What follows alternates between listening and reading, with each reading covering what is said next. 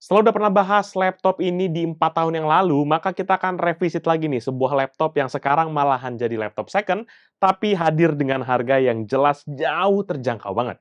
Ditambah lagi nih laptop udah pakai yang versi Intel generasi ke-7, bukan generasi ke-6 seperti yang Pical review 4 tahun lalu. Seperti apa detailnya? Let's check it out!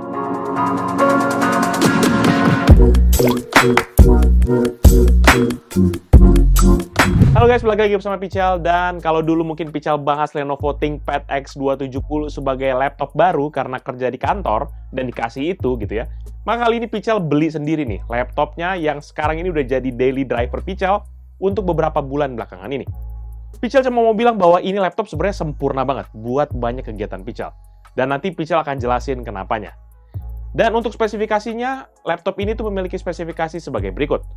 Prosesor Intel Core i7 7600U, RAM 16GB DDR4 single channel 2,1 GHz, storage SSD SATA dengan kapasitas 1 TB, integrated GPU Intel HD Graphic 620 dengan sharing memori sebesar 1 GB, layar IPS panel 12,5 inci 6 bit dengan resolusi 1920x1080 atau Full HD, dan refresh rate sebesar 60 Hz.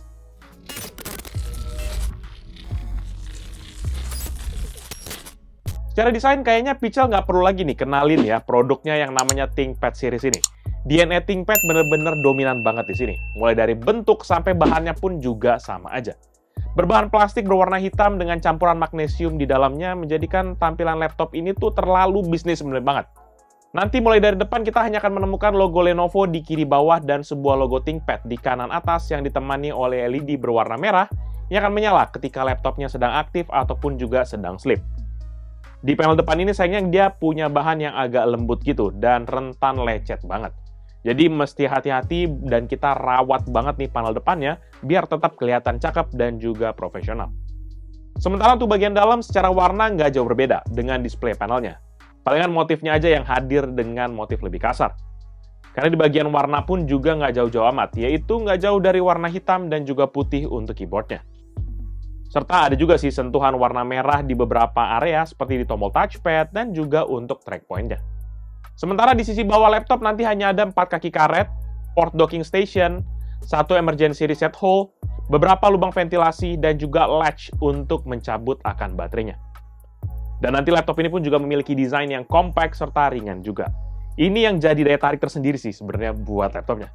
Hanya dengan ukuran 30,5 x 20,8 cm dengan ketebalan 2 cm dan berat hanya 1,3 kg, menjadikan laptop ini walaupun memang compact, tapi dia juga benar-benar kokoh banget.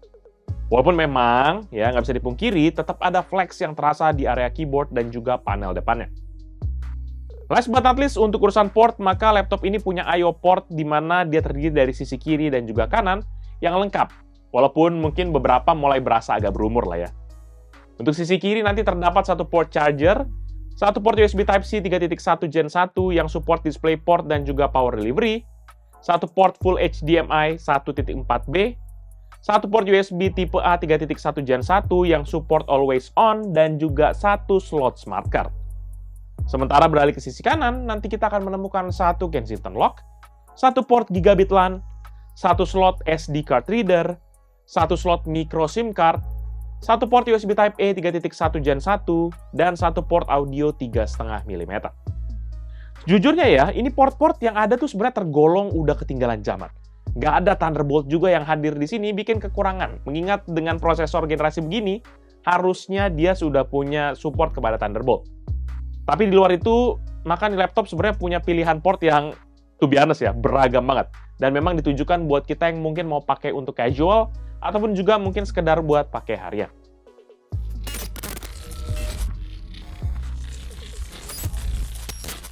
Masuk ke sektor layar, maka laptop ini punya layar IPS panel berukuran 12,5 inci anti-glare finish yang punya aspek rasio 16:9 dan resolusi Full HD atau 1920x1080 dengan refresh rate sebesar 60 Hz dan response time sebesar 25 millisecond.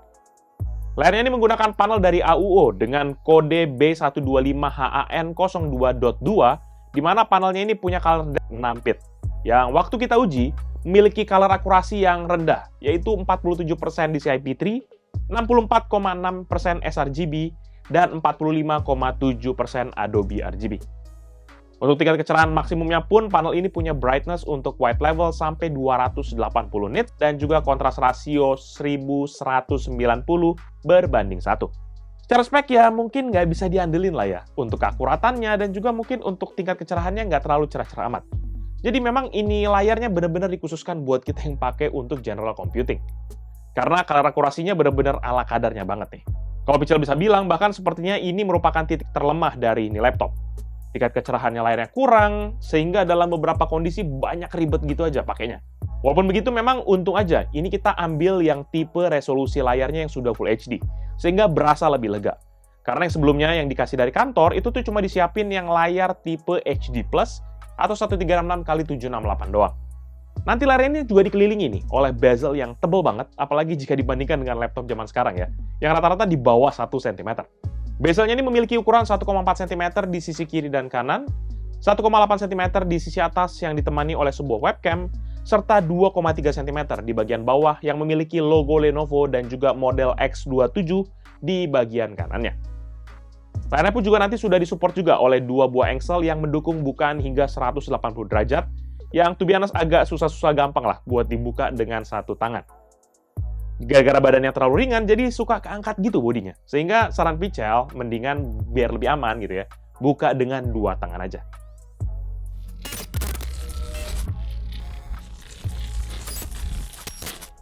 Di area input device, laptop ini sendiri nanti dilengkapi dengan 3 input device standar, yaitu keyboard, touchpad, dan juga track point, serta 1 security input device.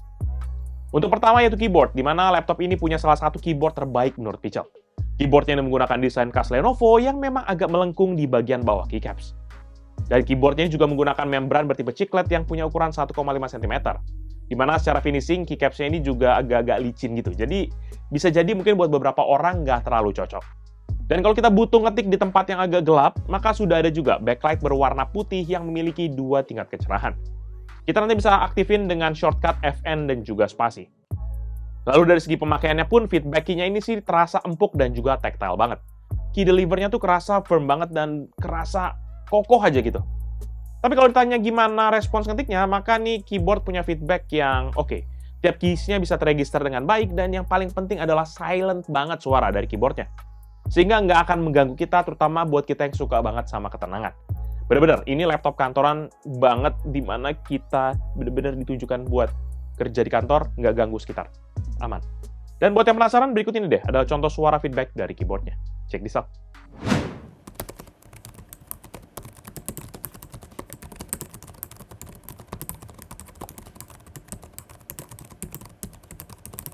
Untuk input device kedua, yaitu touchpad, yang memiliki ukuran yang minimalis, dengan dimensi 8,7 x 5,3 cm, dan berada agak ke kiri dari palm rest-nya.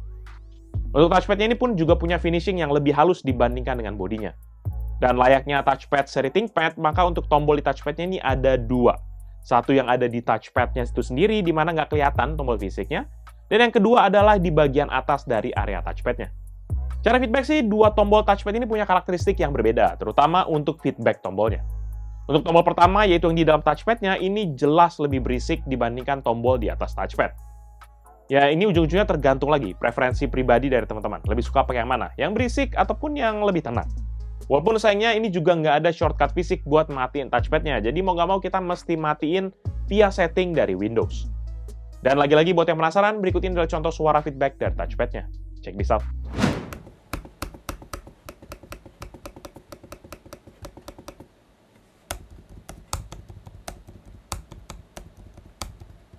Lebih lanjut, ada juga track point di bagian tengah keyboard yang berwarna merah.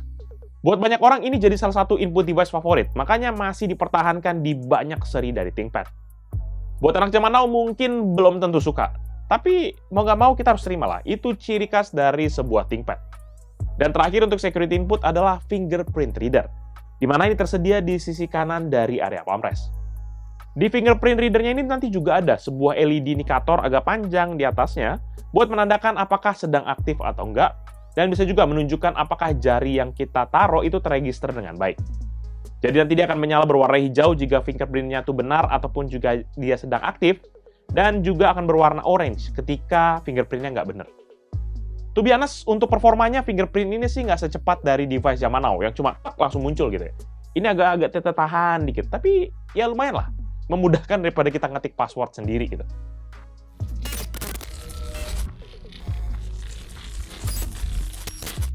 Masuk ke internal dari laptop ini, maka sudah ada prosesor Intel Core i7 7600U yang memiliki arsitektur 14 nanometer dengan konfigurasi 4 thread yaitu 2 inti fisik dan 2 inti virtual, serta TDP yaitu 15 watt. Dan untuk frekuensinya pun prosesor ini punya base frekuensi di 2,9 GHz yang bisa diturbo max hingga ke 3,9 GHz. Dan untuk memorinya pun ada RAM 16 GB DDR4 single channel yang beroperasi di frekuensi 2,1 GHz yang juga dilengkapi dengan operating system Windows 10 versi 22H2. Di sisi software pun juga sudah ada nanti aplikasi yang namanya Lenovo Vantage yang punya sub-menu performance boost buat memaksimalkan akan performanya. To be honest, ini sebenarnya lebih ke arah aplikasi untuk optimalin aplikasi lain gitu ya. Dan bukan ke arah kayak overclock gitu. Jadi kita nggak bisa berharap banyak buat aplikasinya ini bisa nge-boost, overclock, apa segala macam. Kita udah deh, daripada itu kita langsung ke benchmark aja. Dan seperti biasa, kita akan tes performa laptop ini dengan serangkaian aplikasi benchmark. Dan dalam pengujian ini, laptop dalam kondisi selalu tercolok di adaptor listrik dan diuji di suhu ruangan ber-AC 24 derajat Celcius. Pertama dengan Cinebench R23, dan dalam satu kali pengujian menghasilkan skor 1837 poin untuk CPU multicore dan 911 poin untuk CPU single core. Sehingga menghasilkan MP rasio sebesar 2,02 kali. Lanjut Cinebench R20 dan dalam 3 kali pengujian, laptop ini mendapatkan skor rata-rata 604 poin. Ini dia perbandingan dengan laptop dan PC yang Pecel pernah review.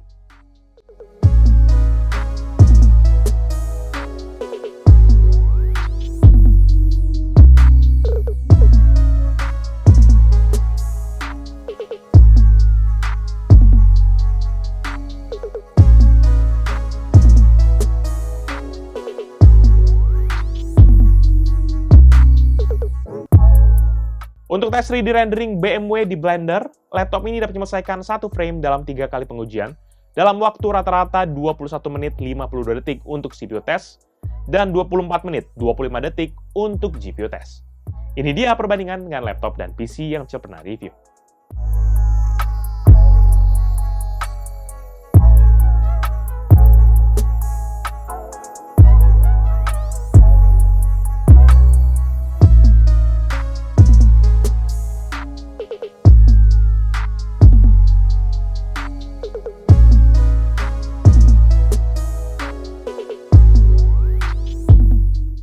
Lanjut untuk tes rendering Pichal Premiere Benchmark di Adobe Premiere, maka laptop ini berhasil menerima project 15 klip 4K dengan format H264 dan juga preset quality 4K dalam waktu 15 menit 15 detik. Ini dia perbandingan dengan laptop dan PC yang Pichal pernah review.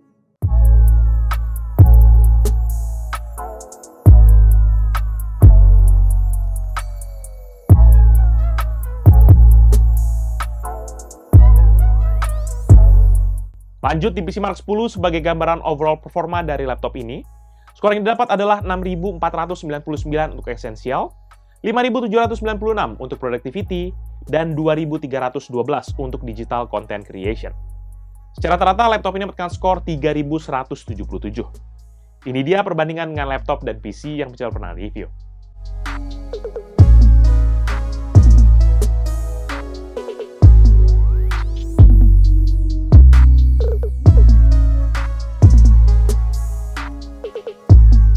Di sektor grafis, laptop ini sendiri memiliki integrated GPU dari Intel Heady Graphics 620 yang memiliki 24 Unified Pipeline yang beroperasi di frekuensi dasar 300 MHz yang bisa di-boost hingga 1,05 GHz. GPU ini juga memiliki sharing memory default sebesar 512 MB. Nanti dalam pengetesan GPU menggunakan 3D Mark Times Pi, maka untuk integrated GPU, grafiknya mendapatkan skor 330 dan CPU score mendapatkan skor 1725. Sehingga rata-rata skornya adalah 375. Ini dia perbandingan dengan laptop dan PC yang Pecel pernah review.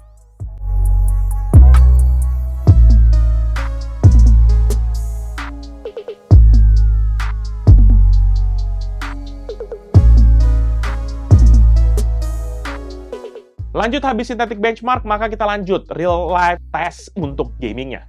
Dan karena ini laptop buat bisnis ataupun profesional, maka kita nggak bisa berharap banyak sama spek untuk nge-gaming dari laptop ini.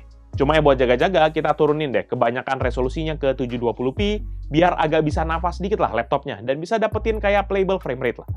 Untuk yang pertama yaitu GTA 5, resolusi 720p dan setting normal, average frame rate di 17,2, maksimum 24,0, dan minimum 12,6 fps. Untuk CSGO, resolusi 720p dan setting low, average frame rate di 46,1, dengan maksimum 68,5, dan minimum 10,6 fps. Untuk Dota 2, resolusi 720p dan setting fastest, average frame rate di 48,7, maksimum 62,8, dan minimum 0,8 fps.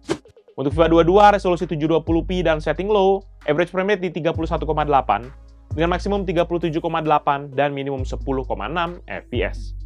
Lanjut The Sims 4, resolusi 720p dan setting medium, average frame rate di 39,0, dengan maksimum 63,8 dan minimum 0,9 fps. Untuk Need for Speed Unbound, resolusi 720p dan setting low, maka laptop ini nggak berhasil menjalankan gamenya. Untuk Valorant, resolusi Full HD dan setting low, average frame rate di 51,8, maksimum 74,1, dan minimum 28,3 fps. Untuk Cyberpunk 2077, resolusi 720p dan setting low, maka laptop ini juga tidak berhasil menjalankan akan gamenya. Terakhir untuk Genshin Impact, resolusi 720p dan setting lowest, average frame rate di 22,5, maksimum 29,1, dan minimum 15,6 fps. Nah, balik lagi ke speknya, maka terutama untuk storage, laptop ini sayangnya memiliki penyimpanan M2 SATA sebesar 1 TB dari VGate yang menggunakan interface SATA 3.0 dengan maksimum speed hingga 6 GB per second saja. Beda sama NVMe dengan interface PCIe yang biasanya untuk PCIe 3.0 4 lanes itu bisa sampai 32 GB per second, atau apalagi teknologi yang kayak PCIe 4.0 yang 4 lanes, di mana secara teoritis bisa 2 kali lipat, atau 64 GB per second. Ini cuma 6 GB aja, jadi 1/10-nya. Dan untuk kecepatan storage-nya via Crystal Disk Mark, maka untuk sequential 1 MB dengan 8 tas 1 thread, sebesar 535 MB per second untuk membaca data, dan 461 MB per second untuk menulis data. Sedangkan untuk urusan data kecil random 4 KB dengan 1 tas 1 thread, ada 26,2 MB per second untuk membaca data, dan 85,6 MB per second untuk menulis data. Untuk performasi laptop ini memang masih ada tajinya, dikit. Ya, dikit lah gitu ya, gak banyak-banyak amat. Apalagi kalau emang buat dipergunakan buat urusan kantor ataupun kerjaan-kerjaan macam Photoshop yang nggak terlalu berat, ini oke lah. Teman kuliah ataupun buat ngetik skripsi ini juga paling top tier. Karena compact, nyaman, dan juga ngetiknya itu super sekali. Tapi lebih daripada itu, kalau mau diajak ngedit video gitu, ya harus agak sabar-sabar dikit lah. Performanya walaupun udah i7, tapi karena memorinya masih single channel, maka ada bottleneck nih yang berasa banget dalam performanya. Dan setelah ngomongin soal performa, kita juga nggak lupa bahas gimana laptop ini menghandle akan panas. Nah, laptop ini sendiri nanti dilengkapi oleh sebuah kipas sebenarnya, yang diletak di sisi kiri dari laptop, atau sisi kanan kalau kita lihat dari bagian bawah. Kipasnya nanti terhubung dengan sebuah heat pipe kepada area CPU-nya. Dan aliran udaranya nanti bakal berasal dari bawah laptop dan dikeluarkan melalui sisi kiri laptop dekat dengan power adaptornya. Oleh karena itu, kita akan juga uji kemampuan cooling dengan ngetes laptop ini di ruangan ber-AC dengan suhu 24 derajat Celcius, di power plant balance, dan gak lupa kita tetap colokin ke adaptor listrik. Dan dalam keadaan idle, rata-rata CPU usage di 6,9%, temperatur 58,9 derajat Celcius, daya 4,4 watt, dan frekuensi yang berada di 3,7 GHz yang sempat spike beberapa kali hingga ke level 3,8 GHz. Kemudian saat kita stress test dengan Adreno 64, maka frekuensi prosesornya malahan turun ke 3,6 GHz, temperatur 99 derajat Celcius, dan daya di 24,5 watt. Setelah 20 detik, laptopnya mulai throttling dan powernya drop ke level 15 watt yang dibarengi dengan penurunan frekuensi hingga ke level 2,8 GHz. Sementara suhunya masih stay di rentang 80 hingga 90 derajat Celcius. Hingga akhir pengetesan sih nggak ada pergerakan lagi ya, dan kondisi ini nanti bisa dipertahankan sampai akhir pengetesan. Setelah itu kita hentikan pengetesan dengan skor rata-rata di stress test, yaitu 3,0 GHz untuk frekuensi, 15,3 watt untuk power, 87 derajat Celcius untuk suhu, dan dengan total durasi pengetesan selama 38 menit. Kemudian untuk suhu bodinya juga nggak lupa kita tes nih, dengan kondisi ataupun mode battery test, modern office, untuk kita ngelihat gimana suhu panas kalau kita pakai secara casual. Maka setelah 1 jam pengetesan, suhu panas ini nanti terbagi ke 2 titik, yaitu di area sebelah kiri laptop, yang tadi tempat buangannya, dan juga dekat dengan engsel sebelah kiri. Di titik ini panas rata-rata berada di 30,5 derajat dengan maksimum 36,0 dan minimum 27,4 derajat Celcius. Dan kalau kita zoom in lagi, maka panasnya ini berada di rata-rata 36,4 derajat, maksimum 40,2 dan minimum 30,8 derajat Celcius. Sementara di sisi bawah laptop, panasnya masih di area yang sama dengan sebelumnya, yang dikontribusi dari prosesor dan juga heat pipe-nya. Di mana di sisi ini panasnya rata-rata 33,8 derajat, maksimum 42,2 dan minimum 29,4 derajat Celcius. Dan kalau kita fokusin lagi lebih dekat, maka suhunya berada di rata-rata 37,8, maksimum 46,2 dan minimum 29,8 derajat Celcius. Selanjutnya di skenario kedua, pada saat kita stress test, maka panasnya malahan lebih terfokus di area sebelah kiri laptop, dan untuk area yang dekat engsel malahan nggak terlalu dominan panasnya. Pada hari ini panasnya nanti berada di rata-rata 28,1 derajat, dengan maksimum 41,4 dan minimum 23,5 derajat Celcius.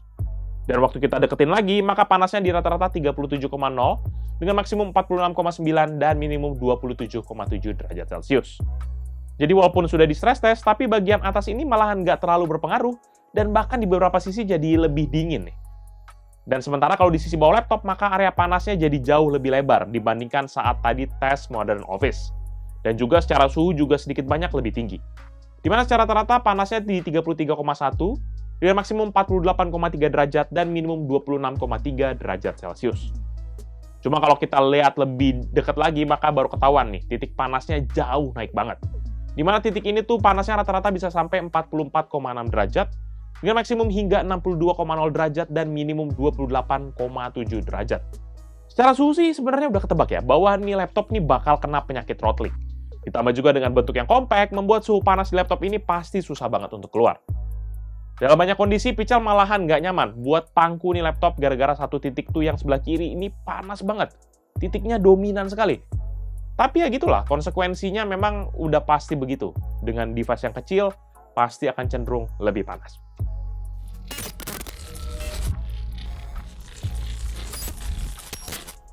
Di sektor audio, maka laptop ini sendiri juga nggak ada istimewanya di sini.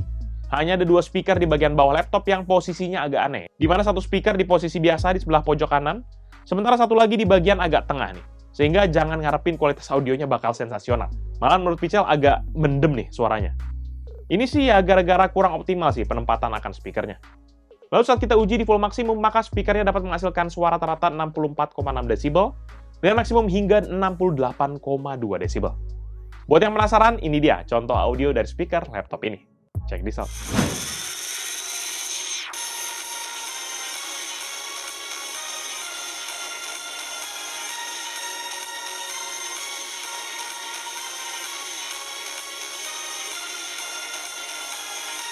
Lanjut di bagian webcam, maka laptop ini memiliki sebuah webcam standar dengan resolusi 0,9 megapiksel yang dapat merekam video 720p 30 fps atau foto sebesar 1280 x 720 piksel.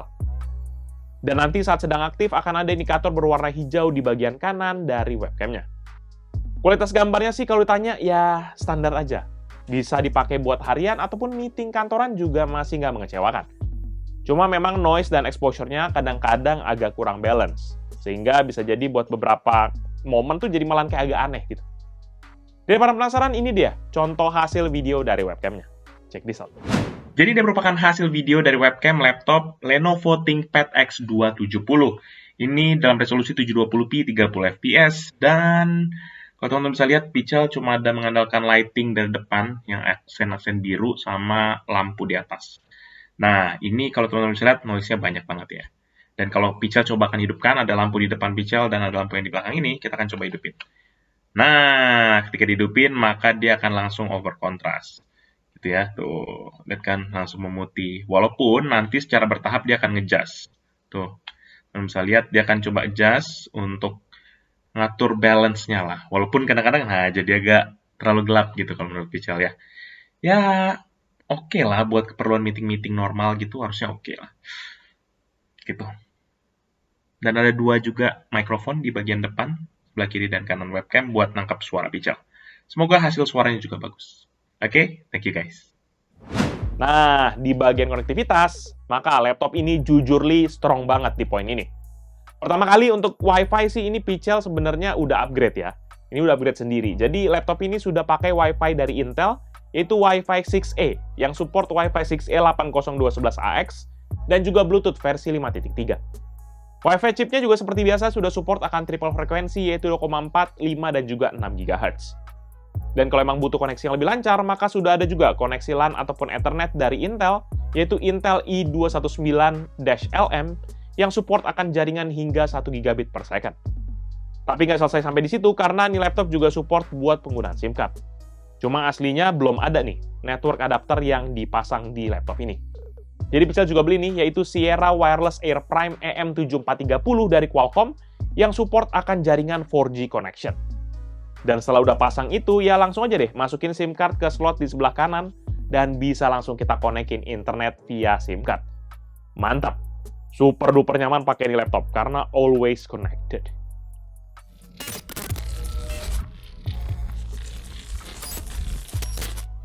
Di bagian baterai, maka laptop ini juga menarik nih, karena sudah memiliki konfigurasi dua baterai, yaitu pertama baterai internal, dan yang kedua adalah baterai eksternal. Benar, ada dua baterai. Untuk yang pertama, baterai internalnya ini berbahan lithium-ion dengan kode 45N1113 dan berkapasitas 24.000 mWh. Sementara untuk baterai eksternalnya, ini juga menggunakan bahan lithium-ion dengan kode 45N1127 dan memiliki kapasitas juga yang sama, yaitu 24.000 mWh. Sehingga secara total ini adalah 48.000 mWh. Nggak terlalu bombastis sih ya, yang pasti. Nah, tapi teman-teman nggak usah khawatir, karena baterainya eksternalnya ini sebenarnya bisa kita ganti dengan kapasitas yang lebih besar, yaitu dengan kapasitas 56.000 mWh. Sehingga kalau ditotalin dengan internalnya bisa jadi 80.000 mWh. Dan dengan adanya dua baterai begini, maka sebenarnya kita bisa lakukan swap baterai eksternalnya pas lagi laptopnya hidup. Dan nggak perlu shutdown untuk laptopnya. Sementara untuk monitoringnya pun, Windows juga nanti akan munculin tuh dua status dari baterainya, berapa persen dan berapa persennya gitu. Oleh karena itu, kita akan uji pengujian baterainya dengan kapasitas standar yang tadi, yang 48.000 secara total, mempergunakan akan PC Mark 10 dengan skenario Modern Office. Dan hasilnya, laptop ini dapat bertahan selama 7 jam pas dari 100 hingga 6% baterainya. Daya tahan ini sebenarnya masih oke lah ya, mengingat ini laptop second dan bukan baterai yang baru. Apalagi kalau udah diganti pakai baterai yang gres ataupun yang high capacity sekalian, yang tadi, maka bakal bisa nyentuh kayaknya di atas 10 jam lebih sih. Sementara saat kita menggunakan mode gaming plus juga full brightness, maka laptop ini masih juga bisa bertahan selama 1 jam 25 menit dari 100 hingga 10% baterainya. Di sini juga ya, walaupun ini laptop bukan laptop gaming, tapi bisa bertahan sampai 1,5 jam, ini sebenarnya sesuatu banget gitu. Dan nanti untuk pengisian dayanya, laptop ini pun juga dibekali dengan charger port dedicated, yang memiliki output maksimum 20 volt dan 3,25 ampere, atau setara dengan 65 watt. Dalam pengisian dayanya nanti dari 6 hingga 100% membutuhkan waktu sekitar 3 jam 6 menit dalam kondisi layar laptop sedang hidup, medium brightness, dan sedang tidak digunakan. Dan karena juga sudah ada port USB Type-C yang support akan charging, maka kita tes juga nih chargingnya dengan charger yang punya daya yang sama, yaitu 20 volt dan 3,25 ampere, atau setara juga dengan 65 watt. Nah, menggunakan charger ini dari 9% hingga ke 100% membutuhkan waktu sekitar 3 jam 19 menit. Memang nggak terlalu jauh beda dibandingkan dengan yang tadi. Sehingga bisa lebih fleksibel mau pilih pakai port dedicated ataupun juga Type-C, pas mungkin kita lagi lupa bawa charger.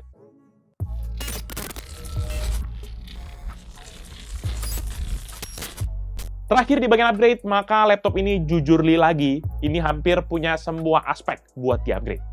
Pertama kali dari sisi storage, dimana sayang banget, sebenarnya ini punya potensi storage yang banyak.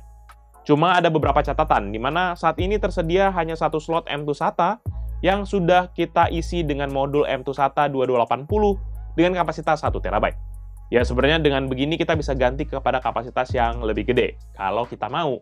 Cuma masalahnya, sebenarnya nih bisa juga kita pakai sama SSD SATA 2,5 inci, karena udah jelas banget, udah jelas lah, bahwa ini ukurannya bisa muat gitu buat 2,5 inci. Tapi, menurut akan Lenovo, kita tuh juga mesti cari dulu konektor buat 2,5 inci kalau kita mau pakai akan SSD yang 2,5 inci. Dan nanti untuk koneksi ini juga bisa beda-beda.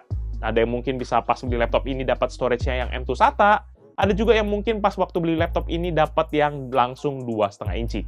Jadi kalau mau coba tanyain sellernya dulu deh.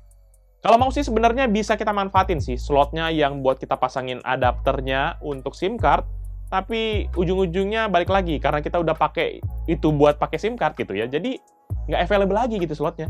Jadi kita harus memilih gitu. Nggak bisa ambil dua-duanya. Next, untuk urusan RAM, laptop ini sayangnya juga hanya punya satu slot RAM DDR4 yang saat ini sudah keisi dengan satu keping 16 GB. Kita bisa upgrade kepada 32 GB kalau mau, cuma sayang banget. 16 GB-nya nanti kan jadi nggak kepake. Dan juga karena hanya ada satu slot, maka kita cuma bisa berada di single channel mode aja.